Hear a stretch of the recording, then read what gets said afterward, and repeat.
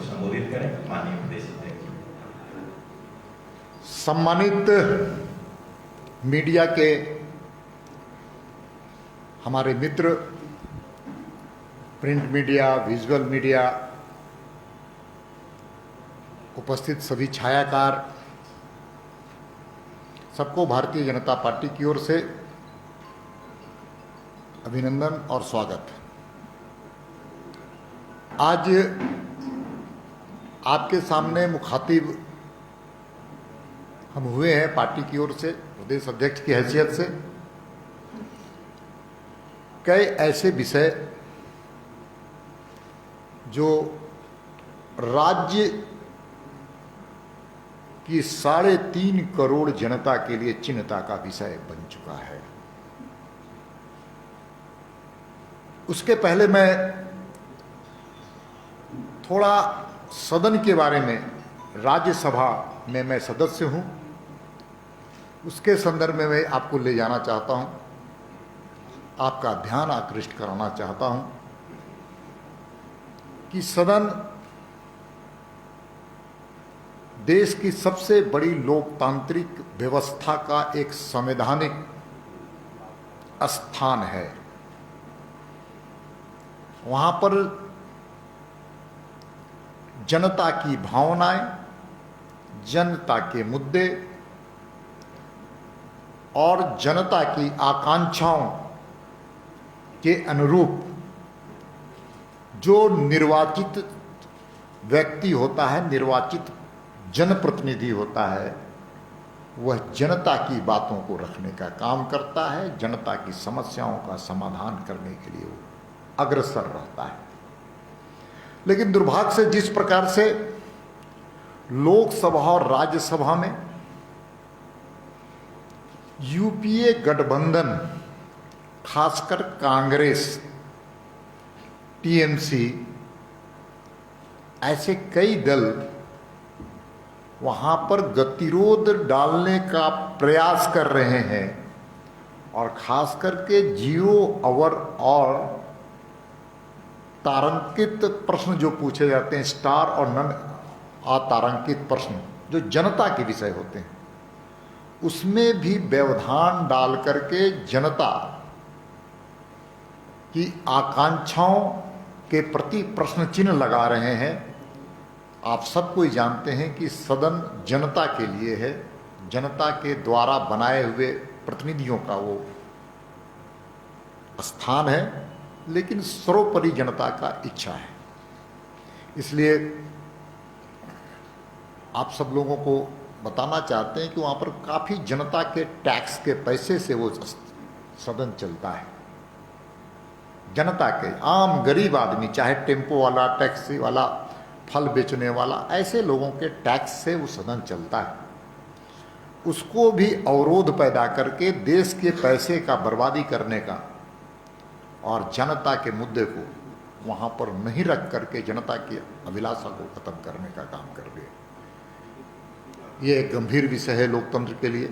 दूसरा विषय मैं राज्य की ओर आपको ले जाना चाहता हूँ। आप सब जानते हैं कि किसी भी राज्य की छवि और राज्य की विकास का संबंध कानून व्यवस्था से है। जिस राज्य में लॉ एंड ऑर्डर खराब रहेगा, वहां पर विकास की कल्पना नहीं कर सकते। समाज भयभीत होकर के सफल जीवन का निर्वहन नहीं कर सकता है। और पूरे देश में जिस प्रकार से 18 महीने के शासनकाल हेमंत सोरेन जी की सरकार में कानून व्यवस्था लचर नहीं हुई, बल्कि मैं तो कह सकता हूं कि ध्वस्त हो गई। आम आदमी को भय और आतंक महसूस हो रहा है। जंगल राज की आहट महसूस हो रही है। और वो पुराने दिन को याद हम करते हैं जब संयुक्त बिहार में हम रहते थे और लालू यादव की सरकार थी और रांची में 7 बजे के बाद मेन रोड में सन्नाटा हो जाता था, कर्फ्यू सा लग जाता था। वही परिस्थितियां फिर से आज उत्पन्न हो गई है दोस्तों। 18 महीने के शासनकाल में हम कह सकते हैं कि हत्या की अगर हम बात करते हैं तो 2020 में 1898 हत्या हुई। 2021 की बात हम करते हैं तो 780 हत्या रजिस्टर्ड केस, हम नहीं कह रहे, उनके आंकड़े कह रहे हैं, उनके आंकड़े। और कुल मिलाकर के 2678 हत्या के केस रजिस्टर हुए हैं। हम इसको 2678 जो आंकड़े हैं उतने, उससे ज्यादा मौतें हुई हैं तो एफआईआर हुआ है 2678। और जो आंकड़े रजिस्टर्ड किए गए हैं, सरकार के जो पुलिस के आंकड़े हैं उनके साइट में, वो भी संदेहास्पद है। उससे ज्यादा, मैं उदाहरण देना तो मई में भी 126 हत्या, जून में भी 124 हत्या, इस प्रकार का उल्लेख है, उस भी संदेहास्पद है। लेकिन उनके आंकड़ों की हम बात करते हैं तो 2678 केस हुआ है जिसमें इतने लोगों की मौत दिखाया गया है। ये बहुत ही खतरनाक है। बलात्कार हमारी बहनों की, हमारी बेटियों की, हमारे आंगन की शोभा, हमारे राज्य की मस्तक को ऊंचा करने वाली हमारी बहनें। रेप की अगर हम बात करते हैं, जिसको बलात्कार कहते हैं, बलात्कार, वो इस राज्य में बलात्कारियों का 18 महीने में तांडव उभर कर सामने आया। 2020 में 1791 रेप की घटनाएं हुई तो 2021 में 632, अभी पूरे साल नहीं हुए। और कुल मिलाकर के 2423 बहनों के साथ बलात्कार की घटनाएं घटी है। ये बड़ा दुर्भाग्य है। उसी प्रकार से हम बात करते हैं तो डाइन डेथ केस 41, नक्सल वारदात 538, अपहरण की घटना 2400, डकैती 190, रॉबरी 1036, 1036 रॉबरी। और कुल मिलाकर कहा जाए तो संगीन अपराधों की संख्या लगभग 10,000। 18 महीने का शासनकाल और झारखंड के मस्तक को नीचे पूरे भारत में गिराने वाली सरकार झारखंड मुक्ति मोर्चा की और कांग्रेसी और आरजेडी की सरकार। आम आदमी, आप सब कोई जानते हैं कि एक संपादक को भी यहां नहीं छोड़ा गया। बाद में उनका देहांत भी हुआ, उनके पास भी एक्सटॉर्शन का भी फोन आया था, बाद में बेचारे का देहांत हुआ। वकील की हत्या हुई, या कि वकील की, जज भी छूटे नहीं रहे। और जज साहब की जो हत्या हुई उसमें सुप्रीम कोर्ट और हाई कोर्ट की जो टिप्पणी है वह इस राज्य की शासन व्यवस्था और कानून व्यवस्था की कलई खोलने वाला है, कलई खोलने वाला है। झारखंड की आवाम, झारखंड की जनता की आवाज, भारतीय जनता पार्टी की सशक्त विपक्ष की भूमिका और न्यायपालिका का निर्देश के बाद सीबीआई की जांच करने का आदेश दिया गया है दोस्तों। लेकिन रूपा तिर्की की हत्या हुई, संदिग्ध हत्या हुई, उसके बारे में राज्य सरकार क्यों नहीं सीबीआई की जांच करने के लिए अनुशंसा कर रही है? और अनुशंसा नहीं कर रही है इसलिए झारखंड की जनता को अब विश्वास हो गया कि रूपा तिर्की के मामले में कहीं ना कहीं दाल में काला है, दाल में काला, दाल में काला है। इसलिए हम सरकार से मांग करते हैं, रूपा तिर्की होनहार हमारे झारखंड की बेटी थी, प्रतिभाशाली थी, उसकी हत्या भी संदिग्ध हत्या हुई है, इसलिए उसकी जांच भी सीबीआई से अभिनंदन राज्य सरकार करे। दोस्तों, आप सब जानते हैं कि कानून व्यवस्था लचर है।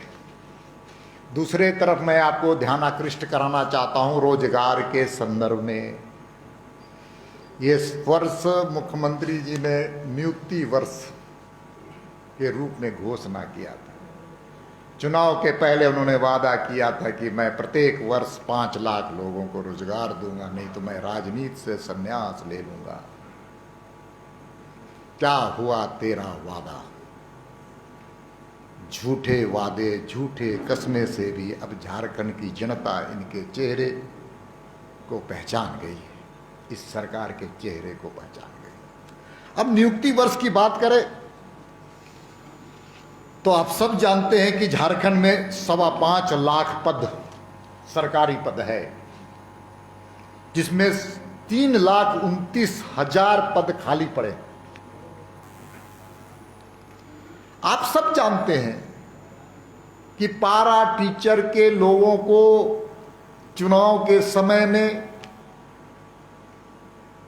मुंगेरी लाल के हसीन सपने दिखाए गए थे। आंगनबाड़ी के लोगों के साथ, महिलाओं के साथ भी झूठे वादे किए गए थे। अब तो जो उस सरकार में संविदा पर नियुक्त किए गए थे उनको भी हटाने का काम राज्य की सरकार ने किया। मैं उदाहरण देना चाहता हूं, जेटेट की 2016 में पास हुए अभ्यर्थी, जो जेटेट परीक्षा होती, उसको भी आपने आश्वासन दिया था, तो उसकी नियुक्ति नहीं हो पाई। उसी प्रकार से पंचायत सचिवालय जो संसेवक होते हैं, उनका भी मानदेय का आपने धोखा देने का काम किया। आपने झूठे कस्मे और वादे उनके साथ भी किया। आपने पंचायत सचिव में जो नियुक्त किए गए थे, वैसे लोगों को भी साथ आपने धोखा किया। आपने जिला पुलिस में जो नियुक्ति हो चुकी थी, उनके साथ भी आपने धोखा करने का काम किया। आपने जैक के लोगों के साथ धोखा किया। आपने दलपति, जो दलपति की नियुक्ति में भी आपने लोगों को आश्वासन दिया, उनके साथ भी आपने धोखा देने का काम किया। आपने सहायक पुलिस को तक नहीं छोड़ा, उनको भी सड़क पे आना पड़ा। वनरक्षी उनको भी आपने मुंगेरी लाल के हसीन सपने दिखाने का काम किया था। पारा शिक्षक, होमगार्ड, असिस्टेंट टीचर, और अब तो आप जानते हैं कि जो 6वीं जेपीएससी की परीक्षा हुई थी, उसमें हाई कोर्ट के ने कुछ निर्देश दिया था, और उस निर्देश के में को पालन करने में जेपीएससी के चेयरमैन भी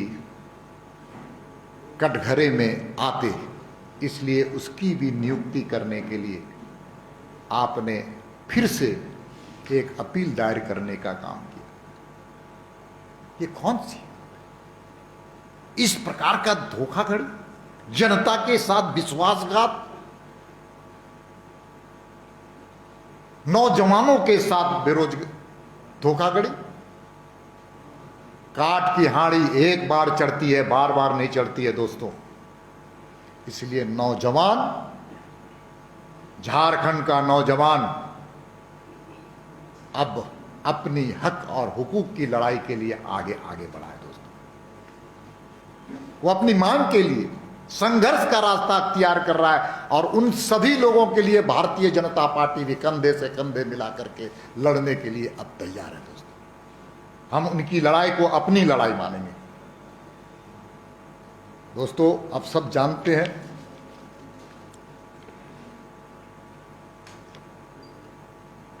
बारिश का समय हम लोगों के शास्त्र में कहा गया है कि पंछी का भी घोंसला तो नहीं उजाड़ना चाहिए। यह शास्त्र सम्मत बात मैं कह रहा हूं, लेकिन हाल के दिनों में रांची में ऐसे कई घरों को नोटिस दिया गया बिना लैंड इंक्रोचमेंट एक्ट का पालन करते हुए, और उनके घरों में तोड़ने के 24 घंटे का समय दिया गया। ये कौन सा काला कानून? ये आपातकाल की याद दिला रहा है कि जिस प्रकार से कांग्रेस के समय में तुर्कमान गेट था, हम लोग 74 में काम करते थे, 77 में हमको याद है, आपातकाल में दिल्ली के कई महलों को गिराने का काम, तुर्कमान गेट के सामने जितने घर थे उनको गिराने का काम कांग्रेस के लोगों ने किया था। वही पहले उनको पुनर्वास, उसके बाद विस्थापन। अब तो सूचनाएं और शहर से छोड़कर गांवों की ओर भी में RRDA नाम का एक संस्था, RRDA, जहां पर भ्रष्टाचार का एक नया खेल प्रारंभ हुआ है। दोस्तों, ग्रामीण क्षेत्र में जहां पर उनके अधिकार क्षेत्र में नहीं है, उन घरों को भी नोटिस दिया जा रहा है जो ग्रामीण क्षेत्र में घर बनाए हुए हैं। ये है काला कानून, ये है काला शासन। दोस्तों, भारतीय जनता पार्टी की मांग है गरीबों के घर, गरीबों के लिए अन्न की चिंता करने वाली पार्टी का नाम भारतीय जनता पार्टी है। इसलिए कोरोना के समय में 80 करोड़ लोगों को 20 महीने तक अन्न देने का काम भारतीय जनता पार्टी के नेता और यशस्वी प्रधानमंत्री नरेंद्र मोदी जी ने किया है। दोस्तों, दूसरी तरफ ये सरकार गरीबों के खिलाफ, बेरोजगारों के खिलाफ काम कर रही है। दोस्तों, DMFT में पैसा पड़ा हुआ है, DMFT में 5,000 करोड़ से पैसे ज्यादा पड़े हुए हैं, और ये DMFT का पैसा उस जिले के विकास के लिए, आपदा के लिए, आपदा प्रबंधन ने केंद्र के आपदा प्रबंधन ने उनको निर्देशित किया है कि इन पैसे का उपयोग आपदा में जो पीड़ित उसके लिए भी इसका उपयोग किया जाना चाहिए। लेकिन झारखंड की सरकार उस पैसे का इंटरेस्ट, सूद लेकर के काम चलाना चाहती है। दोस्तों, भारतीय जनता पार्टी लगातार संघर्ष कर रही है। जब से सरकार बनी है तब से जनता की आवाज, 3.5 करोड़ जनता की आकांक्षा और अभिलाषा के अनुकूल भारतीय जनता पार्टी, चाहे नौजवान हो, किसान हो, मजदूर हो, उसके लिए लगातार संघर्ष कर रही है। दोस्तों, इस कोरोना कालखंड में भी कोरोना के मापदंड को हम मानते हुए हमारे कार्यकर्ताओं पर 171 लोगों पर FIR किए गए, लेकिन भारतीय जनता पार्टी का कार्यकर्ता सेवा ही संगठन के माध्यम से काम करने का संकल्प है, अंत्योदय को जमीन पर उतारने का संकल्प है। इसलिए हम लगातार संघर्ष कर रहे हैं। हम डरते नहीं ऐसी तानाशाही सरकार से, निरंकुश सरकार से, और हमारे कार्यकर्ता लगातार संघर्ष कर रहे हैं। और अब हम लोगों ने तय किया है कि कानून व्यवस्था के सवाल पर और रोजगार के मुद्दे पर हम सड़क पर आंदोलन करने के लिए तत्पर है। और इसीलिए 20 तारीख से 20 अगस्त से लगातार हाउस 13 तारीख को खत्म हो जाएगा। 20 तारीख के बाद 20 तारीख से हम इस सभी मंडलों में बड़े बड़े कार्यक्रमों का आयोजन हम लोग करेंगे। ये अलग बात है कि हम पर मुकदमे होंगे, मैं जानता हूं। ये अलग विषय है कि कांग्रेस के लोग तंबू गाड़ करके राजभवन में चकाचक कपड़ा पहन के धकाधक फोटो खिंचवाने का काम किया है, लेकिन एक भी उस पर कानूनी कार्रवाई नहीं की गई। जब भारतीय जनता पार्टी का कार्यकर्ता खेतों में किसानों के साथ जब संघर्ष करता है तो उस पर मुकदमे किए जाते हैं। यह दोहरा चरित्र यहां के लोगों ने देखा है, देश झारखंड की जनता ने देखा है। इसलिए दोस्तों, हम फिक्र नहीं करेंगे। हम आंदोलन से पैदा हुए लोग हैं। हमारी पार्टी संघर्ष में पैदा हुई। हमारे कार्यकर्ता जितना आंदोलन करते हैं, जितना संघर्ष करते हैं, उतना निखर करके आते हैं दोस्तों। इसलिए आपके सामने मुखातिब हुए अच्छा लगा, बहुत बेहतर लगा। आप लोकतंत्र के चौथे स्तंभ के रूप में जाने जाते हैं। इस राज्य में भी अघोषित आपातकाल है, अघोषित। मैं जानता हूं, इसका चित्रण नहीं कर सकता। मैं आप पर छोड़ देता हूं, मैं आप पर छोड़ता हूं। अघोषित यहां पर आपातकाल है। इसलिए लोकतंत्र के चौथे स्तंभ के रूप में आपकी भूमिका भी बढ़ती है झारखंड के प्रति। मैं आपसे भी अपील और आग्रह करबद्ध प्रार्थना करना चाहता हूं कि जनता के विषय को आप उठाते रहें, उठाते रहेंगे, ये मेरा विश्वास है। बहुत बहुत धन्यवाद। आप सब लोगों का अभिनंदन। और मुझे आज कल सदन में जाना, इसलिए मैं यहाँ से जाने का आपसे अनुमति के साथ मैं धन्यवाद करता हूँ।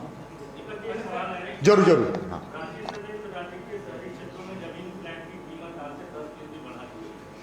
इस शासन से इससे ये अपेक्षा है। ये राज्य की शासन व्यवस्था का एक अन्यायपूर्ण निर्णय है। मुझे विश्वास है कि कांग्रेस के लोग जरूर धरना देंगे इस संदर्भ में। लगातार वो पेट्रोल पंप में धरना दे रहे।